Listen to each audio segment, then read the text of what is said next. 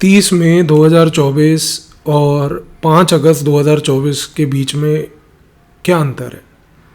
अंतर सिर्फ ये है कि 30 मई को बांग्लादेश में डोनाल्ड लू, assistant secretary of state of the United states, जिसको ग्लोबली एक रेजिम चेंजर के नाम से जाना जाता है, ये व्यक्ति बांग्लादेश जाता है। वहाँ जाके कुछ प्लानिंग करता है, वापस आता है और आज 5 अगस्त को शेख हसीना एक मिलिट्री हेलीकॉप्टर लेके भारत की ओर आती है अपने पद से इस्तीफा देते हुए। क्या हुआ ऐसा कि ये परिस्थिति आ गई? आज के इस वीडियो में इस चीज़ को जानने की कोशिश करेंगे। छात्रों का आंदोलन चल रहा था बांग्लादेश में। छात्र प्रोटेस्ट ये कर रहे थे कि जो 2018 में कोटा पॉलिसी, जिसको स्क्रैप कर दिया गया था कि 30% कोटा दिया जाएगा सरकारी नौकरियों में उन लोगों के परिजनों के लिए जो 1971 में बांग्लादेश की आज़ादी की लड़ाई लड़े थे। जब इस पर्टिकुलर पॉइंट को 2018 में स्क्रैप कर दिया गया था, उसके रिवाइवल को लेके बांग्लादेश में छात्र बहुत पीसफुल तरीके से प्रोटेस्ट कर रहे थे। पिछले चंद महीनों से ये प्रोटेस्ट चल रहा था, ये कोई नया नहीं था। इनफैक्ट पिछले 6 से 8 महीनों से ये छात्र पीसफुल तरीके से आंदोलन कर रहे थे। लेकिन पिछले 6 से 8 महीने में कुछ ऐसी परिस्थितियां भी हुई कि 30 मई को डोनाल्ड लू को बांग्लादेश आना पड़ा। परिस्थिति सबसे पहले ये थी कि बांग्लादेश में शेख हसीना ने चीन के साथ अपने संबंध बहुत अच्छे बना लिए थे। चीन बांग्लादेश को कई बिलियन डॉलर की एड दे रहा था। स्टूडेंट एक्सचेंज प्रोग्राम के तहत चीन जो है अपने विद्यार्थियों को यूनान प्रोविंस में बंगला भाषा सिखा रहा था। और सबसे बड़ी चीज़ ये भी है कि चीन उस समय बांग्लादेश की सरकार के साथ पिछले 6 महीने से ये चीज़ में भी जुड़ा हुआ था कि चीन के जो राष्ट्र भाषा है मैंड्रिन, वो भाषा बांग्लादेश के अंदर बांग्लादेश की यूनिवर्सिटीज़ में भी सिखाई जाए। बांग्लादेश की सरकार इसके ऊपर अमल कर रही थी कि क्या ऐसी पॉलिसी हमें बनानी चाहिए या नहीं। पर बांग्लादेश को ऐसी नीति बनाने की क्या आवश्यकता थी कि वो चीनी भाषा अपने नागरिकों को सिखाए। बांग्लादेश एक आज की डेट में एक ऐसा स्टेट है जहाँ पर सरप्लस लोग हैं, टेरिटरी कम है। ये लोग भारत आते थे अपॉर्चुनिटी के चक्कर में, लेकिन अब क्योंकि भारत के बॉर्डर कड़े शिकंजों में आ चुके हैं तो बांग्लादेशी इन्फिल्ट्रेशन भारत में रुक चुका है।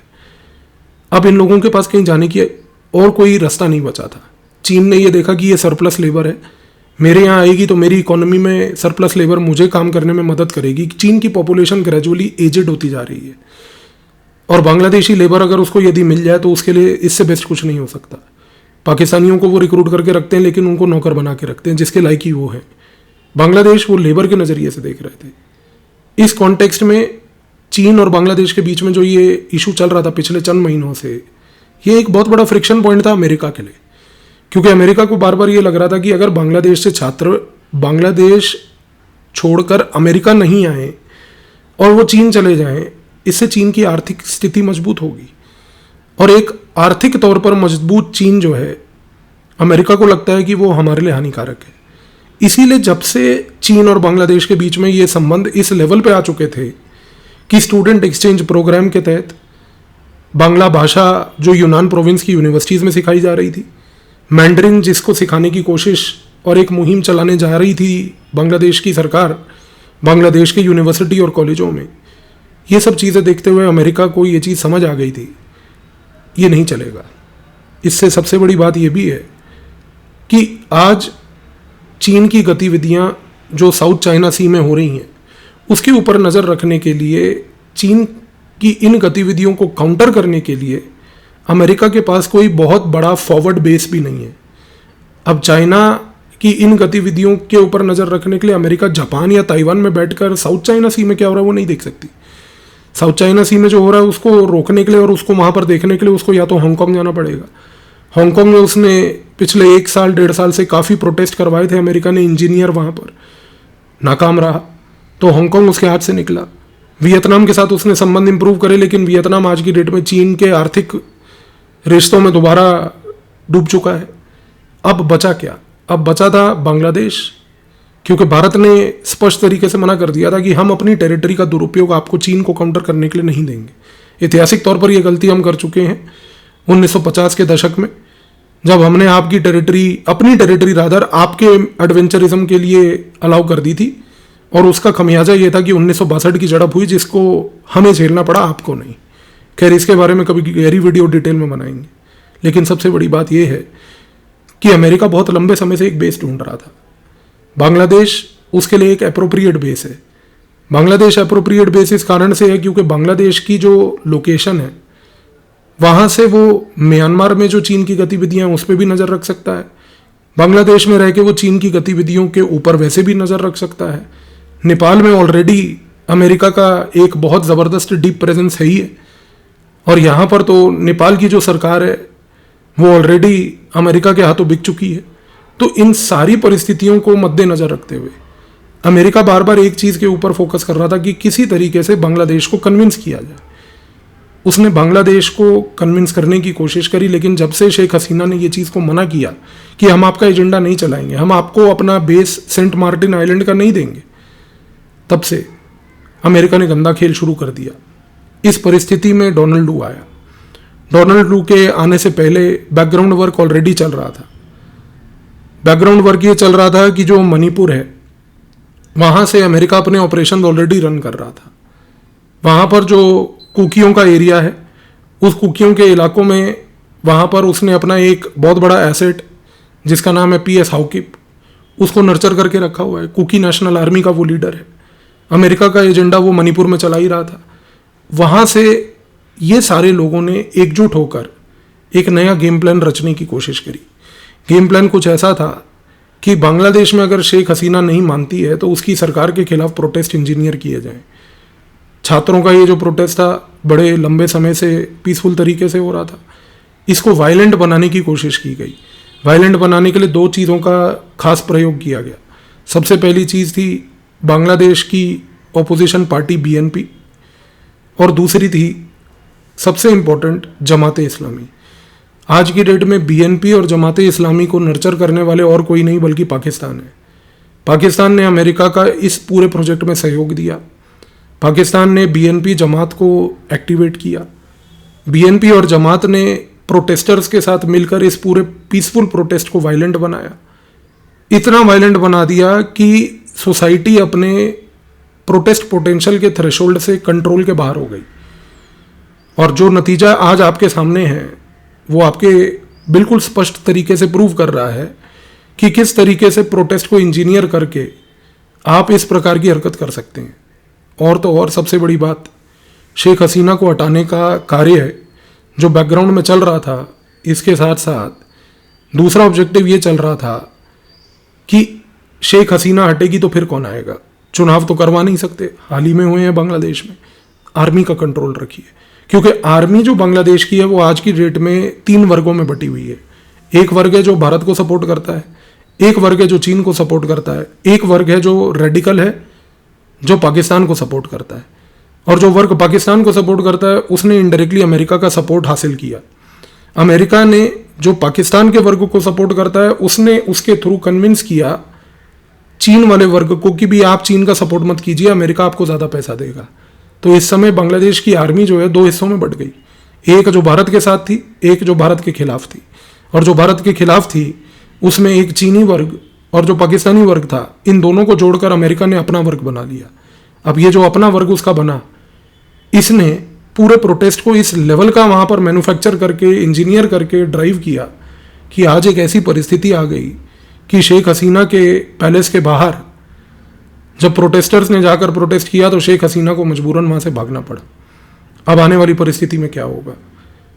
2-3 चीज़ें हैं। पहला कि बांग्लादेश आर्मी के कंट्रोल में आएगा। इस आर्मी को कठपुतली आर्मी माना जाएगा, इसको पीछे से अमेरिका चलाएगी। और पाकिस्तान को अब एक बांग्लादेश के अंदर फ्री रन मिलेगा। ISI जितने रेडिकल सपोर्टर्स हैं बांग्लादेश के अंदर रेडिकल कैंप से, उनको रीएक्टिवेट करेगी। उसके इस रीएक्टिवेशन से भारत के नॉर्थ ईस्ट के अंदर आप आने वाले समय में अनफॉर्चुनेटली और डिस्टेबलाइजेशन देखेंगे। नॉर्थ ईस्ट और वोलाटाइल बनेगा क्योंकि ISI की गतिविधियां और बढ़ेंगी। दूसरा, ISI ऑलरेडी आज की डेट में अराकन माउंटेन्स जो हैं म्यांमार के, वहाँ पर बहुत गहरी तरीके से रोहिंग्यास के साथ खड़ी है। अब उसको बांग्लादेश की भी टेरिटरी मिल गई। बांग्लादेश की टेरिटरी रोहिंग्याज का अराकन योमा माउंटेन वाला रीजन, इन दोनों जगह को मिलाकर यदि आप एक ब्रॉड पिक्चर बनाएं तो आईएसआई के पास आज की डेट में नॉर्थ ईस्ट को डिस्टेबलाइज करने का एक पूरा फ्रंट मिल गया। अमेरिका को देखिए, अमेरिका ने ये पूरा गेम इस प्रकार से मैन्युफैक्चर किया कि इस मैन्युफैक्चरिंग गेम के दौरान वो सिर्फ और सिर्फ बांग्लादेश को एक सबक नहीं बल्कि भारत को भी सबक से भगा पाए। अब आप कहेंगे कि अमेरिका को भारत को सबक से भगाने की क्या आवश्यकता थी, क्योंकि भारत के प्रधानमंत्री अभी हाल ही में रूस की विजिट पे गए। तब से अमेरिका बड़ा निराश हुआ बैठा था कि आप रूस क्यों चले गए। भाई, हम निराश होते हैं जब आप पाकिस्तान से एंगेज करते हो, हम भी तो हो सकते थे, हम नहीं होते, क्योंकि हम ये बात को मानते हैं कि आपके पास एक स्ट्रेटेजिक ऑटोनॉमी है अपने निर्णय लेने की, हमारे पास स्ट्रेटेजिक ऑटोनॉमी है हमारे अपने निर्णय लेने की। अब क्योंकि भारत जो है रूस के साथ संबंध बना के अभी आया तो अमेरिका निराश था। अब अमेरिका की स्ट्रेटेजी भारत को आइसोलेट करने की देखिए कैसे बनी। उसने पाकिस्तान का सहयोग लेके पहले तो पूरे नॉर्थ ईस्ट में ये नया फ्रंट खोल दिया आज।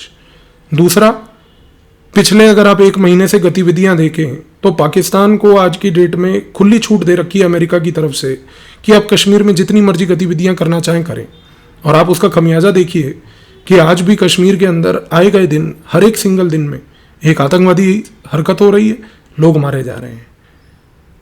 भारत की सेना इस समय कश्मीर में स्ट्रेच्ड है, दूसरी जगह पर चीन को टैकल करने के लिए लद्दाख में स्ट्रेच्ड है, और अब तीसरी जगह जो उसके लिए नया फ्रंट खुलेगा बांग्लादेश की सीमा से लेके पूरा का पूरा नागालैंड मिजोरम से होते हुए अराकन योमा माउंटेन म्यांमार वाले जोन तक, अरुणाचल की सीमा तक, ये एक नया फ्रंट खुलेगा।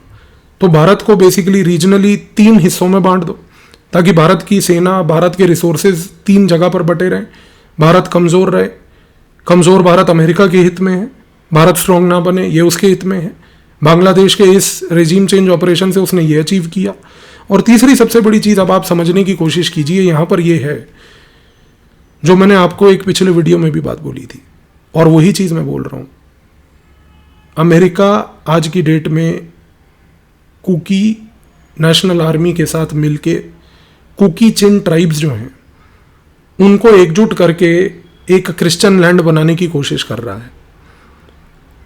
जब शीत युद्ध खत्म हुआ था उसके बाद इंडोनेशिया से ईस्ट तैमूर को आज़ाद कराना और ईस्ट तैमूर जैसे देश को क्रिएट कर देना, इसमें अमेरिका का बहुत बड़ा हाथ था। और जब से उसने वो किया तो इंडोनेशिया, मलेशिया, इन सारे ब्रुनई मुसलमान देशों के आसपास ईस्ट तैमूर एक क्रिश्चियन देश वहाँ पर बन के बसा हुआ है। शेख हसीना इसके बारे में पहले ही चर्चा कर चुकी थी। शेख हसीना ने ये बात पहले भी बोली थी कि अमेरिका यहाँ पर एक क्रिश्चियन लैंड बनाने की कोशिश कर रहा है जिसमें वो टेरिटरी बांग्लादेश, भारत और म्यांमार की तोड़कर ये लैंड बनाएगा। और वो लैंड अब बनाने के लिए अमेरिका को और सहमति मिल गई है और ये लैंड आज की डेट में जो बनेगी इसका नाम रखा जाएगा आने वाले समय में जोगम, क्योंकि ये जोगम एक शब्द जो आता है जो से, और जो है एक ऐसा कॉमन टर्म है जो कुकी, चिन और जो ट्राइब्स के लिए प्रयोग किया जाता है। इन सारे ट्राइब्स को क्लब किया जा रहा है और ये सारे ट्राइब्स आज की डेट में अमेरिका के इस गेम प्लान के साथ समर्थक है। अब आप सोचेंगे कि यहाँ पर क्रिश्चियन लैंड बनाने की आवश्यकता क्या थी। चीज़ को समझने की कोशिश कीजिए। क्रिश्चियन लैंड बनेगा, इस क्रिश्चियन लैंड को बनते ही अमेरिका का यहाँ पर एक परमानेंट बेस हो जाएगा। ये परमानेंट बेस जैसे ही अमेरिका का बनेगा, एक चीज़ तो तय है, अमेरिका भारत के ऊपर नज़र रख पाएगा, चीन के ऊपर नज़र रख पाएगा, म्यांमार के अंदर उसको एक खुला एक्सेस मिल जाएगा और ये खुले एक्सेस से अमेरिका अपना गंदा गेम प्लान आगे बढ़ा पाएगा साउथ चाइना सी में गतिविधियों के ऊपर नज़र रखने की। लेकिन इसके साथ साथ मैं आपको एक चीज़ की जानकारी और देना चाहता हूँ। ये एक जोगम नाम का इंडिपेंडेंट देश जो आज की डेट में अमेरिका बनाने की कोशिश कर रही है वो इसलिए भी महत्वपूर्ण है क्योंकि आज से पिछले 40 साल पहले से अमेरिका इस इलाके में ऑलरेडी बड़ा डीपली इन्वॉल्व है। कंबोडिया, लाओस और म्यांमार, ये 3 जगहें ऐसी हैं, ये 3 देश ऐसे हैं जहाँ पर अमेरिका एक भारी मात्रा में ड्रग ट्रेड में इन्वॉल्व है। अमेरिका यहाँ से ड्रग ट्रेड पूरे ग्लोबल लेवल पे खेलती है। अमेरिका की CIA ने एक समय पर एक एयरलाइन बनाई थी और उस एयरलाइन का अगर आप नाम देखें तो उसका नाम है एयर अमेरिका। एक सिविलियन एयरलाइन थी ये। जो सिविलियन लोगों को एक जगह से दूसरी जगह ले जाने की कोशिश करती थी। लेकिन ये सिविलियन एयरलाइन को ऑपरेट करती थी सीआईए, और सीआईए इस एयरलाइन का प्रयोग करते हुए, एक ढोंग रचते हुए, कंबोडिया, लाओस से लेके अफगानिस्तान, ईरान तक ड्रग सप्लाई का गेम खेलती थी। ये एयरलाइन सीआईए की पर्सनल एयरलाइन थी पूरे विश्व तौर पर ड्रग्स को सप्लाई करने की। और आज ये बात सारी दुनिया जानती है कि किस तरीके से वेटिकन सिटी में और इटली के माफिया और अल्बानिया के माफिया के साथ मिलके पोप की लीडरशिप के अंडर एक बहुत बड़ा ड्रग कार्टल यूरोप में चल रहा है। अलग वीडियो कभी इस टॉपिक के बारे में भी बना के आपको बताऊंगा, लेकिन फैक्ट ऑफ द मैटर बहुत स्पष्ट है। 2-3 चीज़ें समझ लीजिए अब आप। शेख हसीना चली गई है, आर्मी का कंट्रोल बांग्लादेश में आ चुका है। आर्मी के कंट्रोल से इस इलाके में दबदबा बनाना अमेरिका के लिए अब आसान है। अमेरिका लॉन्ग रन में चाहेगा कि भारत डिस्टेबलाइज्ड रहे। नॉर्थ ईस्ट में आईएसआई लो इंटेंसिटी कॉन्फ्लिक्ट जारी रखेगा। नॉर्थ ईस्ट के अंदर आईएसआई के भरोसे एक पूरा ड्रग कैंपेन यहाँ पर शुरू किया जाएगा अमेरिका की तरफ से, ताकि नॉर्थ ईस्ट की जो सोशल डेमोग्राफी है भारत की, वो डिस्टेबलाइज हो। अगला पंजाब, उड़ता नॉर्थ ईस्ट बनेगा, और ये अमेरिका के हित में रहेगा, क्योंकि नॉर्थ ईस्ट के लोग बहुत लंबे समय से इंसर्जेंसी को जूझ रहे हैं, फ्रस्ट्रेटेड हैं। ड्रग्स उनको एक रिहेबिलिटेशन देगा, क्योंकि सरकार नहीं दे पाई, अमेरिका ड्रग्स के थ्रू करेगा। यही चीज़ पंजाब में आईएसआई ने करी है। 84 के दंगों के बाद जब पॉपुलेशन फ्रस्ट्रेट हो गई, खालिस्तान के पूरे वायलेंस के बाद जब पॉपुलेशन फ्रस्ट्रेट हो गई, जब उसको क्लोजर नहीं मिला, तो ड्रग्स ने वो रिहेबिलिटेशन किया जो सरकार को करना चाहिए था। अब आप चीज़ को देखिए, भारत के अंदर एक ड्रग इकोनॉमी का पैदा होना, भारत की सेना 3 जगह पर 3 अलग अलग फ्रंट्स पे ऑक्यूपाइड हो जाना, जिसकी वजह से भारत आर्थिक तौर पर मजबूत ना हो पाए, और एक आर्थिक कमजोर भारत जिसमें हमेशा क्राइसिस, केओस हमेशा एक परमानेंट फीचर रहे, अमेरिका के हित में है। क्योंकि अमेरिका इन सारी चीज़ों को प्रयोग करते हुए एक लंबा गेम खेल पाएगा कि वो चीन की गतिविधियों को रोक पाएगा। तो ये बांग्लादेश का जो शेख हसीना का आज का इंसिडेंट था, इसको एक आइसोलेटेड इंसिडेंट मत समझिए। इसके पीछे की जो ये लार्जर जियोपॉलिटिक्स है, जिसमें इम्पैक्ट भारत में भी है, म्यांमार पे भी है, कंबोडिया, लाओस पे भी है, भारत के कई नॉर्थ ईस्ट के राज्यों पे भी है, भारत की सेना पे भी है, भारत की आर्थिक स्टेबिलिटी पे भी है। इन सारे खेलों को भी समझिए। तो आई होप अब आपको एक लार्जर पिक्चर क्लियर हो रही होगी। धन्यवाद।